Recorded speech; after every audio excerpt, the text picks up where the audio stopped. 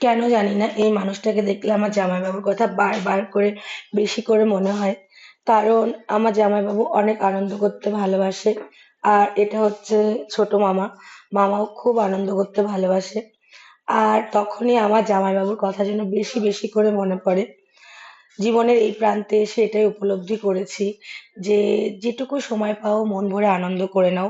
পরের দিনের জন্য কিছুই ফেলে রেখো না, কারণ পরের দিন সেই মানুষটা নাও থাকতে পারে। আর সেই আনন্দ করার কারণগুলোও নাও থাকতে পারে।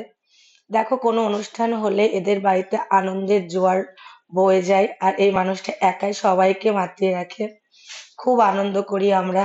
আসলে সবাই তো ভাবে এটা আমার মামা বাড়ি, কিন্তু একদমই নয়। এটা আমার মামা শ্বশুর বাড়ি। আসলে কিছুদিন ধরে শরীরটা এতটা খারাপ, কোনো ভয়েস ওভারও দিতে পারছি না। আর খুবই ব্যস্ততার মধ্যে জীবন যাচ্ছে, এরকম একটা ব্যাপার। আর তাই তোমাদের সঙ্গে আমার ছোট্ট ছোট্ট আনন্দের মুহূর্ত শেয়ার করলাম। কেমন লাগলো অবশ্যই কিন্তু কমেন্টে জানিও। আর ভালো লাগলে অবশ্যই লাইক কমেন্ট করো। তাহলে বাই।